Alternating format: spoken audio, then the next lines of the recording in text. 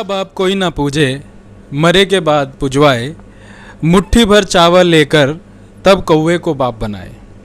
जय भीम साथियों, आप सभी का सम्यक इंडिया टीवी में स्वागत है। और आजकल हिंदू मैथोलॉजी के अनुसार श्राद्ध चल रहे हैं, तो श्राद्ध पर बाबा साहब के क्या विचार थे, मैं आज जानना चाहूँगा। आदरणीय बौद्धाचार्य शांति स्वरूप बौद्ध जी के साथ मैं सम्यक प्रकाशन दिल्ली में मौजूद हूँ। मैं स्वागत करता हूँ बौद्धाचार्य शांति स्वरूप बौद्ध जी का। स्वागत है सर। धन्यवाद भाई हेमंत, आपका विषय तो बड़ा दूर की कौड़ी लाए निकाल के। बाबा साहेब डॉक्टर अंबेडकर के जीवन में बहुत प्रेरक प्रसंग भरे पड़े हैं।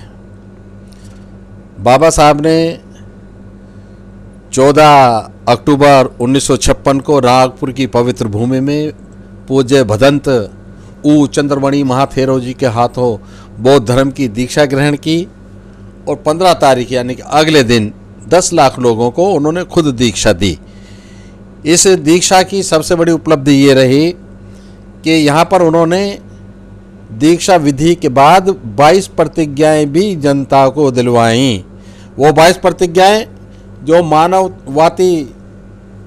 मानव कल्याण का एजेंडा है, उसमें एक प्रतिज्ञा उन्होंने ये कराई थी, प्रतिज्ञा संख्या 6 है। मैं श्राद्ध कभी नहीं करूंगा और ना ही कभी पिंड दान दूंगा। बाबा साहब की ये मान्यता थी कि हमको कह रहे हैं कि आपने श्राद्ध नहीं करना है। जितनी चीज़ें भी अंधविश्वास से जुड़ी हुई हैं, हमारे लुटने पिटने के षड्यंत्रों से जुड़ी हुई हैं, बाबा साहेब डॉक्टर अंबेडकर जैसा दुनिया का सबसे महान बुद्धिवादी व्यक्ति उनको कभी स्वीकार कर नहीं सकता। इसलिए उन्होंने उससे दूर रहने के लिए कहा। बाबा साहेब डॉक्टर अंबेडकर के जीवन का एक बहुत प्रेरक प्रसंग है जो भगवान राव चांगदेव खेर मोड़े ने बाबा साहब के जो 12 खंडों में चरित्र लिखा है, उसमें 8वें खंड में उन्होंने एक घटना दी है। घटना ये दी है कि बाबा साहब अमेरिका जाने की तैयारी में हैं। रमाबाई बोली बाबा साहब से कि साहेब आप तो चले जाओगे, अपने पिताजी का स्मृति में कुछ कर जाइए। तो बोले ना क्या करना है, कहने श्राद्ध कर जाइए। तो कहने ठीक है, ऐसा क्या श्राद्ध करना ज़रूरी है? कहने हाँ ऐसा सब करते हैं तो हमें भी करना चाहिए। तो बाबा साहब ने कहा कि अपन को ऐसे लफड़े में नहीं पड़ना बाबा, काहे को करना है? कहले नहीं वो हमारी रीत है, परंपरा चली आई है। कहले अच्छा ज़रूर करना है तो फिर एक काम करो, ये जो डीसी हॉस्टल है इसमें गरीब बच्चे पढ़ते हैं, उनको उनकी मर्जी का खाना कभी मिलता नहीं। हम उनको बुला के भोजन कराएंगे। हम किसी अपने घर में पुरोहित को, पंडा पुरोहित को नहीं बुलाएंगे। वो बहुत प्रसन्न होंगे तो समझो पुण्य मिलेगा, ये होता है पुण्य। तो कहने ठीक है, आप जैसी आपकी मर्जी। क्योंकि उनका तो रमाबाई का तो खाली आग्रह इतना था कि पिताजी के सम्मान में कुछ होना चाहिए। मगर उन्होंने कहा कि मैं परन पूड़ी बनाऊंगी। परन पूड़ी एक मीठी रोटी होती है, पूड़ी जैसी, और वो वहाँ की बड़ी फेवरेट डिश है कि परन पूड़ी बनाऊंगी। बाबा साहब ने कहा क्या परन पूड़ी बनाना, मीठा शीठा तो वो इधर उधर खाते रहते हैं, अपन को मटन बनाना, अपन को मांसाहारी भोजन बनाना, मटन बनाना उनके लिए। तो वो देखते रह गए, क्या लगे तुम क्या बात कर रहे हो, पति देव श्राद्ध मनाएंगे मीठ के खाने से? कहना हाँ मीठ के खाने का बने ना, मीठ के खाने का बनेगा।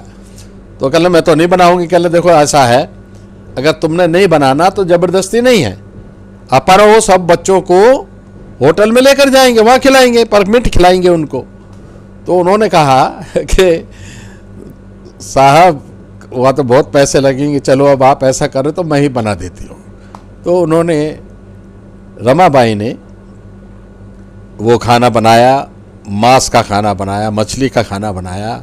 और वो लड़कों को, लड़के तो 40 थे पर रमा ने 50-60 का बनाया, जैसा किताब में लिखा है।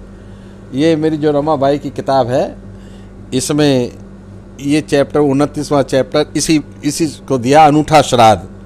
तो बाबा साहब की तो श्राद्ध में कोई श्रद्धा थी नहीं, मगर उनकी जीवन संगिनी कैसी? सविता तो उनके जीवन में जब आई थी, जब वो अपने जीवन में उत्कर्ष पे थे, प्रसिद्धि के उत्कर्ष पे थे, प्रगति के उत्कर्ष पे थे, मगर रमाबाई का साथ बाबा साहब के समय उस समय था जब वो संघर्ष में थे, जब वो रणभूमि में हमारे लिए अधिकारों का संघर्ष कर रहे थे, और उस श्रृंखला में ज्ञान अर्जन के लिए अमेरिका जाने वाले थे। तब की ये घटना है। बाबा साहब ने श्राद्ध के लिए लोगों को मना करके एक तरीके से हमारे मन की बात कर दी। जो व्यक्ति ये कहते हैं कि अपने माता पिता के तर्पण के लिए उनके तड़प रहे हैं, वहाँ भूखे पड़े हैं, तो वो भूखे पड़े तो स्वर्ग का है का, और वहाँ वो भूखे हैं तो एक खास एजेंट है भारतवर्ष में ईश्वर का, प्रभु का, परमात्मा का, उसकी थोंद में डालो और सीधा वहां पहुंच जाएगा। कहती ऐसी सर्विस तो हमने कभी देखी नहीं, ऐसी फास्ट सर्विस और ऐसी मजबूत सर्विस कि यहाँ किसी के पेट में भोजन डालो, जेब में नोट डालो और वो तुम्हारे बाप दादा, लकड़ दादा, सकड़ दादा, पकड़ दादा के पास पहुंच जाएगा। ऐसा होता नहीं। लोगों को अज्ञानी क्यों बनाया, किताब से क्यों दूर रखा? जो लोग किसी शास्त्र के शब्द सुनते थे उनके कान में पिघला हुआ शीशा क्यों डालते थे? कोई अच्छा वचन बोलता था उसकी जबान क्यों काटते थे? ताकि ये अज्ञानी रहें और हमारा धर्म का धंधा चलता रहे। अब जनता समझदार हो गई है। अब जनता ने निर्णय ले लिया है कि हम अपना जीवन अपने निर्णय के अनुसार चलाएंगे, हम अपनी कमाई का पैसा किसी को नहीं देंगे। तो कहते हैं गुरु नानक ने बड़ी खिल्ली उड़ाई है। उनकी माँ ने श्राद्ध का सामान दिया, बेटे जा छत पर रख के आ जा। बेटा छत पर गया तो वहां क्या देखा, कौवे बैठे हैं। तो उसको पता था ये पिताजी को देने जा रहा हूं। तो ऊपर से उन्होंने आवाज लगाया, माता जी क्या पिताजी कौवा बन गए हैं? क्या कौवे की जोनी में पैदा हुए हैं? तो ये एक तरीके से सिख धर्म तो बड़ा बुद्धिवादी धर्म है, बड़ा क्रांतिकारी धर्म है। तो बेकार की बातों की खिल्ली गुरु नानक ने भी उड़ाई है, हमारे गुरुवर कबीर दास जी ने भी उड़ाई है, और हमारे जो संत शिरोमणि गुरु रविदास उन्होंने भी उड़ाई है। और वास्तविकता तो यह है, जितने भी खरे असली सच्चे समाज सुधारक हुए हैं, चाहे वो गाडगे बाबा हो, चाहे वो पैरियार हो, चाहे वो नारायण गुरु हो, सब ने उनकी खिल्ली उड़ाई है। कारण क्या है? इसमें माँ बाप को तो कुछ पहुंचता नहीं, वो उस भोंदू को जिसे हराम के खाने की आदत पड़ गई है उसके घर में जरूर पहुंचता है। तो आज हमें करना क्या है? आज करना यह है कि भाई अपना धन दौलत अपने भविष्य के काम आवे, अपने बच्चों के भविष्य के काम आवे, वो हमारे पास रहे। वैसे तो भगवान बुद्ध ने भी क्या कहा है कि वो काम करना जिसमें लोक कल्याण हो। इसमें लोक कल्याण नहीं है, इसमें एक आदमी की तो लुटाई होती है और एक आदमी की जेब भराई होती है। जेब भरने वाला बड़ा चालाक है, लोगों के दिमाग में वहम डाल के लोगों की जेब खाली करता रहता है, और जिसकी जेब लुट रही है वो इतना भोला है, वो इतना भोंदू है, वो इतना नादान है, उसे पता नहीं है कि ये पैसा तेरे बाप दादा के पास जाएगा या किसी की जेब में जाएगा। तो साथियों, पैसा जो मंदिर में चढ़ाया जाता है वो किसी बाप दादा के पास नहीं जाता, वो किसी की जेब में जाता है। बौद्धाचार्य जी, मैं एक क्वेश्चन महत्वपूर्ण यहाँ पे पूछना चाहूँगा आपसे कि क्या हमें श्राद्ध में ही, जो श्राद्ध आता है, ये महीना आता है हिंदू मैथोलॉजी के अनुसार, इसी पे ही हमें अपने पुण्यतिथि पे अपने महापुरुषों को या जो हमारे पूर्वज रहे हैं उनको याद करना चाहिए, या उनकी पुण्यतिथि पे याद करना चाहिए? ना ना ना, देखिए साइंटिफिकली ये जो महीना पूरा महीना है श्राद्धों का, एक पक्ष है शायद, इससे हमारा कोई मतलब नहीं, मूल निवासियों का कोई मतलब नहीं, मुसलमानों का, क्रिश्चियंस का, किसी का कोई मतलब नहीं, बैकवर्ड्स का, आदिवासियों का, शेड्यूल कास्ट का, इनका कोई मतलब नहीं। पुण्यतिथि कहते हैं उसको जिस दिन पिताजी की डेथ हुई। वो तो सीधी सी बात है, उसका इसमें से क्या मतलब है? जिसकी डेथ हुई है जनवरी में, वो यहाँ करने का क्या मतलब है? वो लोगों का दिमाग वाश किया गया, बांधा गया, फिर उनको लूटने का साधन बनाया गया। देखिएगा, असली अगर अपने माता पिता का सम्मान करना है ना, वहाँ जाएगा कुछ नहीं। अगर सम्मान करना है तो उनकी जो परिनिर्वाण दिवस है, उनका जो तत्वलीन होने का दिन है, उनका जो निधन होने का, देहांत होने का, मृत्यु होने का दिन है, उनका जो परिनिर्वाण दिवस है, उस दिन अपने घर में परित्राण पाठ का आयोजन कीजिए। भंते जी आएंगे, उनके सम्मान में, आत्मा की शांति के लिए नहीं। याद रखना, बौद्धों में परित्राण है, आत्मा की शांति नहीं है। उनके सम्मान में, उनकी स्मृति में कुछ लोगों के लिए आप वृक्षारोपण कीजिए। उस दिन किसने रोका है? आप उस दिन जाकर के अनाथालय में जाइए, वहाँ कुछ दान करके आइए, किसने रोका है? अभी शीलवंत जी हैं, अशोक शीलवंत जी पूना में, हम उनके यहाँ गए थे, तो वो हम सबको लेकर के और बहुत सारा सामान लेकर के कहाँ गए? मदर टेरेसा के अनाथ आश्रम में बहुत सारा दान वहाँ के बच्चों को देकर आए।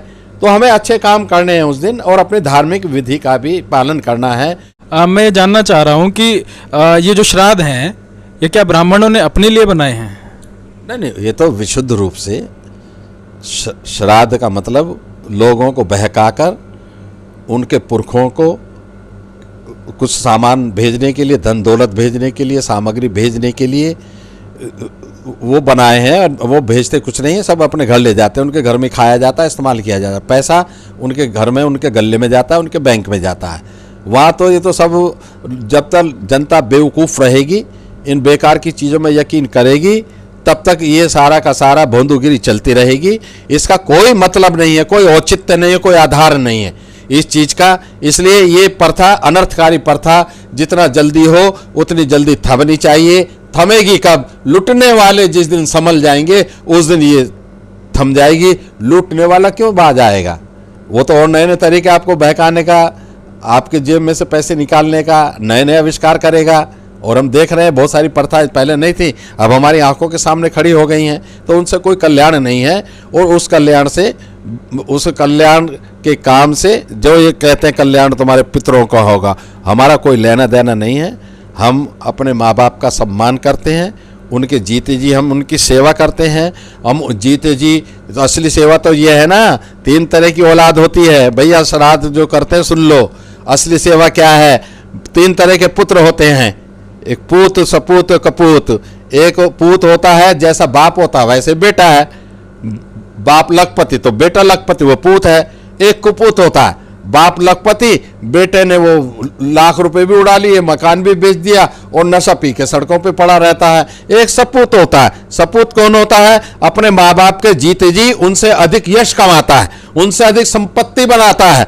जब औलाद अपने बाप से अधिक संपत्ति बनाती है, कीर्ति खड़ी करती है, ख्याति खड़ी करती है, तो वो दुनिया में बाप ही है जो सबसे ज्यादा खुश होता है। बाकी तो सब ईर्ष्या करते हैं, मगर बाप है अपनी औलाद के प्रगति करने पर बहुत इतराता है, बहुत खुश होता है। तो हम अपने माँ बाप के जिंदा जीवित रहते अच्छे काम उन्हें करके दिखाएं, ताकि वो जाएं कहें कि मेरे औलाद ने मेरे जीते रहते कितना कुछ कमा लिया, यश भी कमाया, धन भी कमाया। वो असली श्राद्ध है, वो असली श्राद्ध है। बाकी तो सब गोरख धंधा, और ये अब पढ़ना चाहिए मंदा।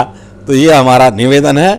तो आज हमें बहुत ही अच्छे विचार जानने को मिले कि श्राद्ध के लिए हमें अपने जो भी पुरानी संस्कृति है उसको छोड़ना है और मानसिक रूप से एकदम प्रबल होना है। अगर आपको वीडियो अच्छी लग रही है, जानकारी अच्छी लग रही है, तो हमारे चैनल को सब्सक्राइब कीजिए, लाइक कीजिए, शेयर कीजिए। जय भीम।